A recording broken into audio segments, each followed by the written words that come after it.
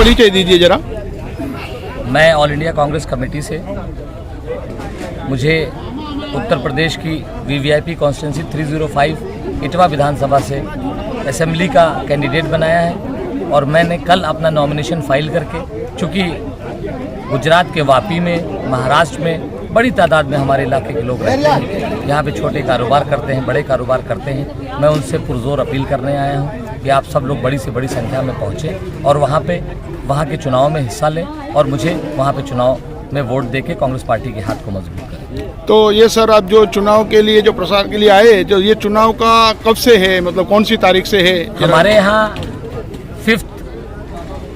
Fifth round में चुनाव है। 3 मार्च को वोट के मतदान होने हैं और कल इस 4 तारीख से नॉमिनेशन फाइल होने शुरू हुए हैं और मैंने 4 को ही पहला नॉमिनेशन फाइल करके मैं सीधे यहाँ चला आया हूँ। और मैंने पिछले 2017 में भी इलेक्शन लड़ा था, मैं फर्स्ट रनर अप था और उसमें भी मैंने यही शुरू किया था कि यहीं महाराष्ट्र और गुजरात से अपने चुनाव का प्रचार शुरू किया था। तो उसी क्रम में मैं आया हूँ। यहाँ 3 दिन का मेरा प्रचार है, 3 दिवसीय। यहाँ से करके मैं फिर अपनी कॉन्स्टिट्यूंसी में चला जाऊँगा ताकि बड़ी तादाद में लोग यहाँ रहते हैं, वो आके वहाँ मतदान करें।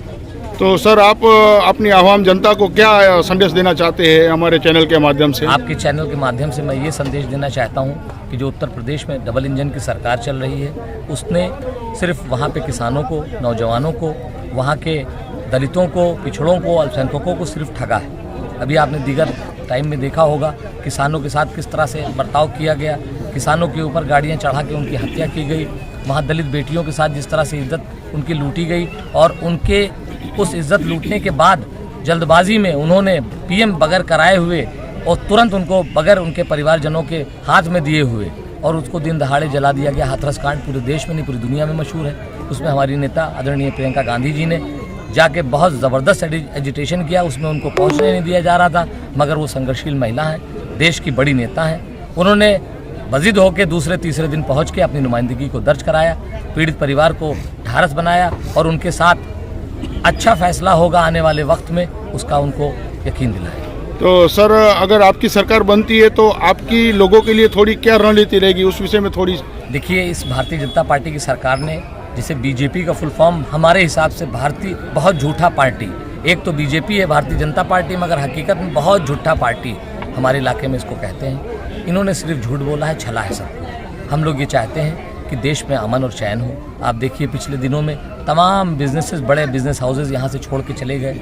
1600 से ऊपर बड़े उद्योगपति जो 100 से लेके 500 करोड़ रुपए तक का इन्वेस्टमेंट लेके बाहर के मुल्कों में शिफ्ट हो रहे हैं। इंडियन इकोनॉमी ट्रैश हो रही है। इन्होंने जो जीएसटी, जो नोटबंदी की थी, डिमोनेटाइजेशन, उससे भी हमारे यहाँ व्यापार पे कितना बड़ा असर पड़ा है। इन सबको, इस जो इकोनॉमिकली जो हम लोग पीछे चले गए हैं, जो 10 साल में आदरणीय मनमोहन सिंह जी ने इस देश में पैसे का जीडीपी बढ़ाने का काम किया, तो उसको दोबारा से ठीक किया जाएगा। स्वास्थ्य की व्यवस्था, शिक्षा की व्यवस्था, इलाके की सड़कों की व्यवस्था। हमारे इलाके में बहुत बड़ी एक समस्या है बाढ़ की।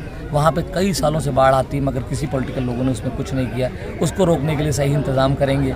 उसके बाद साथ साथ फसलों की जलने की, हर साल हमारे यहाँ फसल जलती है, लाखों, हज़ारों, लाखों रुपए की, करोड़ों रुपए की फसल जलती है, हज़ारों बीघा फसल जलती है। छोटा सा काम है उसमें, उसको सिर्फ नहीं ज़्यादा कुछ तो 3 ब्लॉक के 3 ब्लॉकों में 4-4 अगर बसेज आ जाएं तो उससे काफ़ी चीज़ें कंट्रोल हो जाएगी। उसके लिए हम लोग काम करेंगे।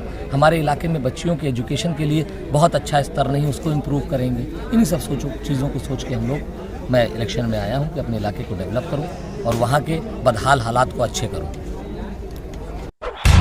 चैनल को लाइक करें, शेयर करें और चैनल को सब्सक्राइब भी करें।